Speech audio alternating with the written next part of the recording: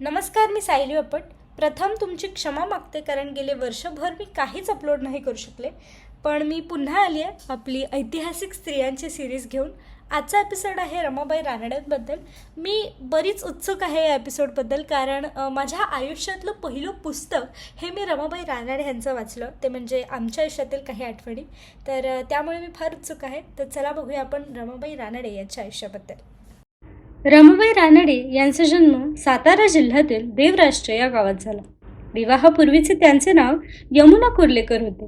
त्यांचे वडील अण्णासाहेब कुर्लेकर हे देवराष्ट्र गावाचे जहागीरदार होते. 1857मध्ये मुंबई विद्यापीठाची स्थापना झाल्यानंतर तयार झालेल्या पहिल्या पदवीधर पिढीतील व्यासंगी विद्वान म्हणजे न्यायमूर्ती महादेव गोविंद रानडे. 1871मध्ये रानडे यांची प्रथम वर्ग न्यायाधीश म्हणून नेमणूक झाली. त्यानंतर त्यांची प्रथम पत्नी सखू उर्फ रमा यांचे निधन झाले. वडील गोविंदराव रानडे यांनी न्यायमूर्ती रानडे यांनी द्वितीय विवाह करावा म्हणून आग्रह सुरू केला. अण्णासाहेब कुर्लेकर यांची धाकटी मुलगी यमुना हिचा 1873मध्ये नारायणमूर्ती रानडे यांच्यासोबत विवाह झाला. पत्नीला शिकवून सामाजिक कार्य करण्यास त्यांना तयार करायचे होते. 1876 पासून रमाबाईंनी इंग्रजी शिकण्यास सुरुवात केली. न्यायमूर्ती रानडे त्यांच्याकडून रोजची वर्तमानपत्रे वाचून घेत, दक्षिणा प्राईस कमिटीची आलेली पुस्तके वाचायला सांगत. पुढे पुढे त्यांना आलेल्या पत्राची उत्तरे देखील तयार करण्यास सांगत. लग्नापूर्वी रमाबाईंना अक्षर ओळख देखील नव्हती, पण नवऱ्याच्या सहाय्यामुळे त्यांनी अक्षर ओळख तर करून घेतलीच, तसंच मराठी व इंग्रजी बोला लिहायलाही शिकले. घरातील सनातनी जुना विचारांच्या स्त्रियांचा विरोध रमाबाईंना सहन करावा लागला. 19व्या शतकाचा उत्तरार्ध सामाजिक घडामोडींचा तसेच राजकीय दृष्ट्याही महत्त्वाचा होता. न्यायाधीश रानडे यांचा सर्व घटनांमध्ये सक्रिय सहभाग असल्याने रमाबाईंचा व्यापक अनुभव विश्वाशी सतत संपर्क आला.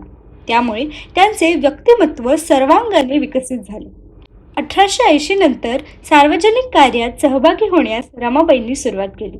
1881 मध्ये न्यायमूर्तींची मुंबईला बदली झाल्यावर प्रार्थना सभेच्या वतीने दर रविवारी स्त्रियांसाठी होणाऱ्या सभेला रमाबाई जाऊ लागल्या. स्त्रियांना आवश्यक विद्या कोणती, स्त्रियांची संसारातील कर्तव्ये या विषयावरील निबंध त्यांनी वाचले.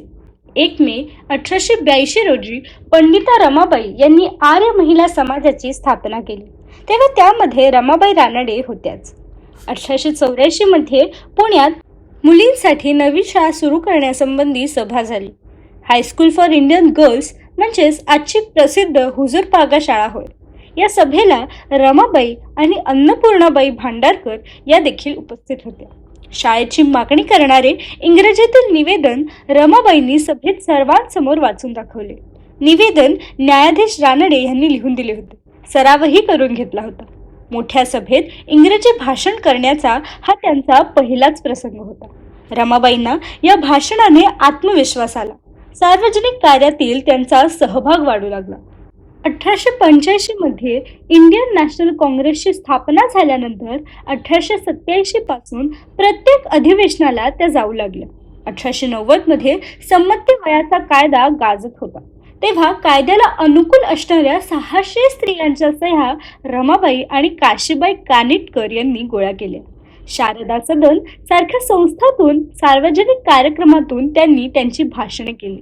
हे एक प्रकारे त्यांचे प्रशिक्षणच होते. स्वतंत्रपणे संस्थात्मक कार्य सुरू करण्याची प्रगल्भता त्यांना आली.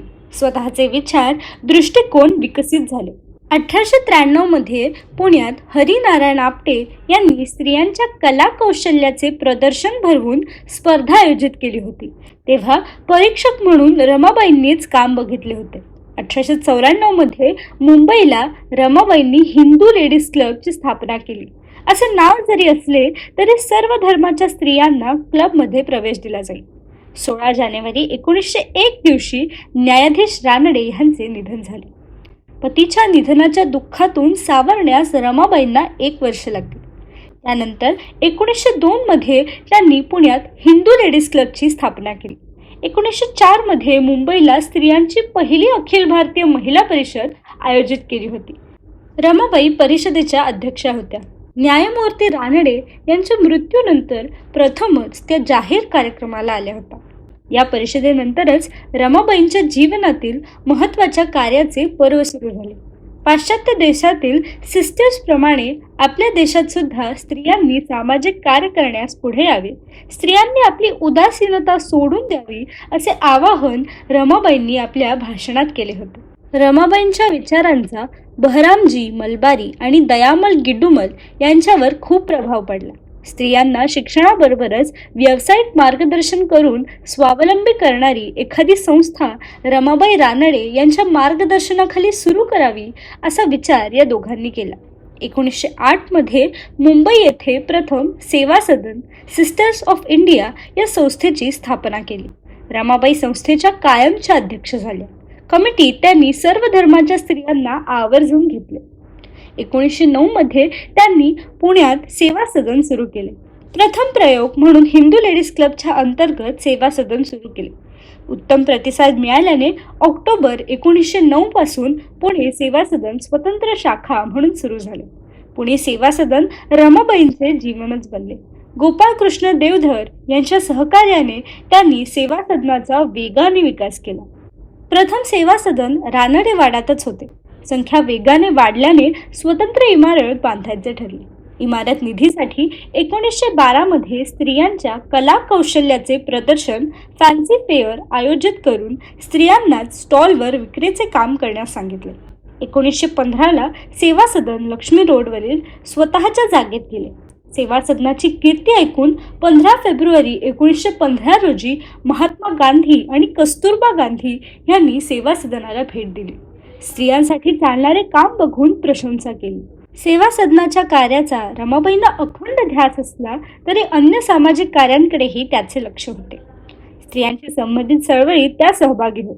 1904 नंतर स्त्रियांच्या 1907ला सुरत, 1912 व 1920 सोलापूर येथे भरवलेल्या महिला परिषदेच्या त्या अध्यक्ष होत्या. 1905ला ब्रिटिश युवराज्ञी भारतात आल्या होत्या. मुंबईला निवडक स्त्रियांची त्यांनी भेट घेतली. तेव्हा त्या सभेत दुभाषक म्हणून रमाबाईंनी काम केले. 1918 मध्ये पटेल कायद्यानुसार स्त्रियांना प्राथमिक शिक्षण सक्तीचे आणि मोफत व्हावे असे मान्य होऊनही महाराष्ट्रात सुरू झाले नव्हते. तेव्हा पुण्यात स्त्रियांनी आंदोलन केले. सेवा सदन पासून निघालेल्या मोर्चाचे रमाबाईंनी नेतृत्व केले. 1920ला स्त्रियांचे शिष्टमंडळ कायदे मंडळाच्या अध्यक्षांना भेटले तेव्हा रमाबाईंनीच पुढाकार घेतला. 1917 ते 1921 पर्यंत स्त्रियांनी मतदानाचा हक्क मिळावा म्हणून मार्गरेट कझिन्स यांच्या नेतृत्वाखाली लढा दिला. त्यामध्येही रमाबाईंचा सहभाग होता. 1930 मध्ये नॅशनल फेडरेशनमध्ये त्यांना प्रतिनिधित्व मिळावे अशी त्यांनी मागणी केली.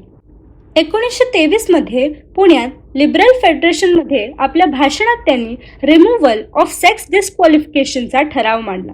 हे त्यांचे शेवटचे भाषण होते. न्यायमूर्ती महादेव गोविंद रानडे यांची पत्नी म्हणूनही अनेक कर्तव्य त्यांनी निष्ठेने केली. न्यायमूर्ती रानडे यांची प्रार्थना समाजातील धर्मपर भाषणे मिळून संपादित करून प्रसिद्ध केली. याचे निबंध मिसलेनियस रायटिंग अँड स्पीचेस ग्रंथरूपाने प्रसिद्ध केले. न. र. फाटक यांना मदत करून न्यायाधीश रानडे यांचे चरित्र प्रसिद्ध केले. स्वतःच्या चरित्रास प्रस्तावना लिहिली. सामाजिक संस्थांना मदत करण्यासाठी न्यायमूर्ती रानडे यांनी निधी ठेवला होता. त्याच्या विश्वस्त म्हणून रमाबाईंनी काम केले.